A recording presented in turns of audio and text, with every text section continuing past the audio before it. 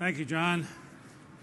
Good afternoon, everybody. On behalf of the France family and everyone at NASCAR, I wanted to start by thanking the organizers of the 2013 SEMA show for the opportunity for myself and others from NASCAR scattered out to be part of your show. It's an honor. I've been coming to SEMA for several years, and it's always exciting for me personally and professionally, and thank goodness there's a direct link to this show to NASCAR because automobiles is certainly one of my favorite and largest passions. As both car enthusiast and as part of NASCAR, I love to learn more about the advances in the automotive product and the technologies. And also it's just neat to see the cool stuff that comes through this show and is on display. And as everyone knows, SEMA is where you want to be to get all of that. Things are moving very fast for both of us, the automotive industry and the NASCAR industry. And like you, NASCAR has a commitment to keep pace with those advancements. From the outset of NASCAR's formation back in December 1947, we wanted to align our business with your business. We wanted to be aligned with the business of automotive manufacturers and automotive aftermarket products. The reason was twofold. We wanted those partnerships to support the racing on the racetrack, providing stability for our business model, and while helping sustain and improve the quality of racing itself. But we also wanted to maintain a direct link to the public, to the racing fans, the people who bought new cars and used cars from the showrooms and the lots, and those who purchased the products to keep those cars running, looking good, and performing. We wanted those people who were buying those cars and parts to also be buying race tickets and vice versa.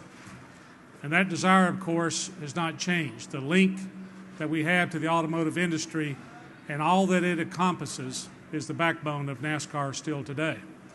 And that basic component was key to the development of the Gen 6 car as we introduced it into this season NASCAR Sprint Cup Series. We'll talk a bit more about it a little bit later, but that initiative has proven to be very successful for us. During the early decades of NASCAR, the battles on the track were results of behind-the-scenes efforts involving teams, certainly, but many of the automobile manufacturers and those that were making parts. Everyone was fighting to be the best, as John said and Nate said about competition. That makes us better. And early on, automotive companies saw NASCAR as a, pardon the pun, but a vehicle, if you will, to gain exposure for their products. The rolling billboards term that would gain popularity in the 70s and 80s to describe NASCAR's marketing potential actually was affecting business decisions long before that. Contingency programs were created to enable the teams to boost their race winnings by aligning with a particular product, but that alignment was advertised by a race car by carrying the company's decals. With the contingency program representing what not only a way of paying drivers and teams, but it was also a good way for showcasing products' performance under extreme conditions. After all, if a particular spark plug, hose, belt, brake, or what have you could stand up to our racing conditions, that's what you wanted in your own vehicle. So, of course, the auto industry saw the value of having their name on our race cars and going past thousands of fans potentially and customers potentially lap after lap. But when our race car made it to victory lane, bearing all those names, then that's even that much better. In the early days, did have a representative at the racetrack, and occasionally you might have one of them to visit your shop. We couldn't afford to buy the products back then, so they would furnish them to us and put decals on the race cars. Tire companies certainly were big in the sport right from the beginning. They were looking to get engineering data as well as marketing data to get their names better known. The shock absorber companies were also some of the early companies that were involved in the sport. They saw the value of being involved in NASCAR. They did everything they could to help us to stabilize our cars, knowing that it was going to give them information that they could build into the shocks that they would sell for people to use them on the street. 1972 has come to be called the first year of the modern era in NASCAR, and that's the year that the schedule around our NASCAR's Premier Series was reduced from 48 to 31. But that modern era also ushered in a wave of other changes resulting directly from the involvement of the new series sponsor, R.J. Reynolds. RJR actually came in our sport in 1971, sponsoring what was called the NASCAR Grand National Division. With a new name, the NASCAR Winston Cup Grand National Division, came a huge influx of capital from RJR and new attention from corporate America. That attention continued to grow, as did the rolling billboards concept. NASCAR's Premier Series eventually became known as the Winston Cup Series, and that became one of the most iconic brands in all of sports, when the Winston Cup brand set new standards of successes for sports marketing efforts. There was also a ripple effect as other brands became synonymous with NASCAR over the next few decades. Retail brands such as Die Hard and Goodyear, Moog, Edelbrock, K&N, and many others began to build readily available performance products through their development with motorsports. And NASCAR became a combination of their development, authentication, and their marketing platforms. To win on Sunday and sell on Monday, as it said millions of times, increasingly became applicable to not only cars and their products, but to other retail products as well. And that wave was increasingly being driven by media coverage, especially television, which enabled millions of fans to not only watch the race, but to see the decals and the signage on the cars and at the racetrack, and personally align themselves with the programs that were involved in NASCAR. And that era is the foundation of what continues today. NASCAR fans are the most loyal fans in all of sports. And that's to the benefit of many that are involved in the sport, including one of 4 Fortune 500 companies who invest in our business. The sponsorship or the contingency program, it was started by Bill France Sr., the founder of NASCAR, when he was promoting races on the beach. In the early days, you would get a guy, say you had a race car, and you bought your gas at the guy's gas station down the street. Well, they'd say, hey, I'll give you a tank of gas if you put my name on the car. If you looked at a NASCAR race car in the early 60s, you would see maybe 6 or 8 decals on the front fender, and they were all automotive. When R.J. Reynolds came on board, I think that opened the door for an awful lot of your major companies to get involved, because they were watching R.J. Reynolds. Step by step, as the years progressed and NASCAR grew, and these companies realized what a benefit it was to be involved in NASCAR racing. So now you have just about every type of business that you could possibly imagine. So they see the incredible bang for their buck, for their advertising dollar in NASCAR. They probably go further than any other sport that they can get involved in. As many of you are aware, the Winston Cup Series has evolved into the Sprint Cup Series. That's quite a leap, from cigarettes to smartphones. But we've been very fortunate along the way, and certainly are very fortunate today to be aligned with such a major player in a technology industry that's so integral to all of our everyday lives. But it also complements the modern NASCAR landscape, where the leadership uses technology and resources to innovate and not just help maintain the best racing in the world, but build business plans around that. And we're committed today more than ever to advance our sports technology and innovation. With redefined roles at our state-of-the-art Research and Development Center in Concord, North Carolina, NASCAR's best and brightest collaborate with everyone in the industry to produce fresh, game-changing products. Concepts like track drying technology that we call Air Titan, which is a work in progress, but has tremendous impact on the entire industry when we can get back to the show quicker following weather. Laser inspection at the racetrack, that equipment help us retain accuracy from the inspection progress, while boosting the credibility of that process. It enables us to show everyone in the garage that the measurements we're taking of each and every car are the same, so they know they're competing on an equal platform. Beginning in 2012, and I know many of you say, why did it take so long? But beginning in 2012, we went from carburetors to electronic fuel injection. And EFI has now proven itself in terms of reliability and performance in our grueling environment.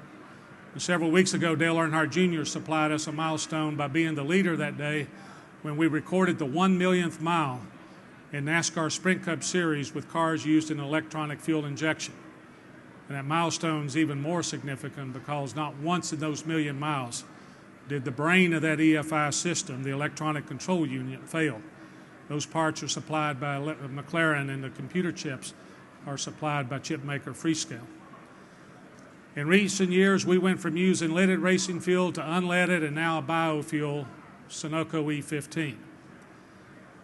Now, NASCAR, we personally and professionally believe that our future depends on alternate sources for energy. And NASCAR takes that responsibility as a community leader very seriously. But like many of you, I realize that the modern advances to the current vehicle options increases my personal responsibility around maintaining antique and muscle cars for their, to reach their full potential. But we believe it's worth the effort. As I mentioned earlier, the new Gen 6 cars in the Sprint Cup Series has been the most obvious examples of the new wave of innovation sweeping through our sport. Gen 6 has energized manufacturers and fans by putting stock back in the stock car with body designs that more closely resemble the Chevrolets, the Fords, and the Toyotas that you see on the showroom floor. There's also a lot of excitement surrounding our revamped International Motorsports Association and its headline series, the Tudor United Sports Car Championship, that debuts with the Rolex 24 at Daytona in January. IMSA's mix of the exotic prototypes and the sleek production-based GT race cars is a testimony to technology and innovation around the world. You don't have to look far to find other varied examples of NASCAR's commitment to technology and innovation as well. In collaboration with the industry, NASCAR continues to lead while broadening its vision and impact beyond competition. Away from the track, the International Motorsports Center, which is our headquarters in Daytona Beach, Florida, is a LEED Gold certified building.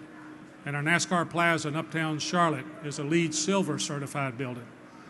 The Charlotte complex, in addition to housing the NASCAR Hall of Fame, is also the location of our Fan and Media Engagement Center presented by Hewlett-Packard, where digital and social media conversations, fan interaction, and traditional media are gathered on a 24/7 schedule that yields valuable assets and resources, not just to NASCAR, but to everybody in the NASCAR industry. We talked earlier about being relevant, and that's important to all of us, because this world we live in, whether we're talking about the racing industry or the automotive industry, is fast-paced, and it's the world that we get to play in. There's so much going on around us. But NASCAR, just like you, wants to embrace the reality, and in order to do so, we have to be relevant to today's marketplaces. And like you, we realize the importance of putting the proper resources behind innovations to make our product better and more in demand. Our racing product has been the most visible example of that. But as I said, we've got a lot going on, particularly behind the scenes. The new R&D Center is about moving things forward, about anticipating the needs of the future of the sport. It's about evolving and innovating the cars. In less than 10 years, we were at leaded fuel. Then we moved to unleaded fuel and now to the E15. It's clean burn, and all our guys really enjoy the fact that it makes more horsepower. The Gen 6 this year, I think, has been one of the bright spots probably in the last decade of what has come out of the R&D Center. We feel like the product that we brought online as it was handed off to the teams, we wanted them to start better than where we finished in 2012, and we believe that we accomplished that goal here.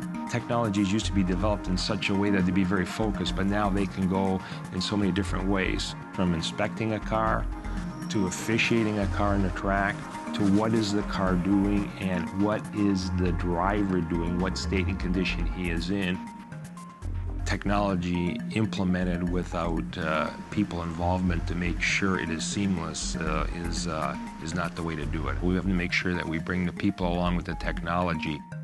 The R&D Center is the cornerstone of what is going to make our sport continue to grow and give the fans something that they enjoy watching, and the competitors a level playing field and the ability to compete at a high level week in and week out.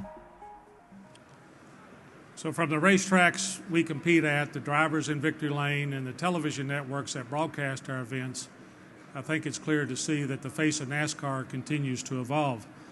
One thing about TV, this season we secured a historic media rights agreement with Fox and NBC that helps ensure that the coverage of our sport is in good shape for the next 10 years. Many of our racetracks continue to upgrade their facilities to elevate the at-track experience for fans and for businesses. Work's already underway at one of the world's most iconic sports facilities, Daytona International Speedway, where nearly $400 million is being put in to reinvent their facility.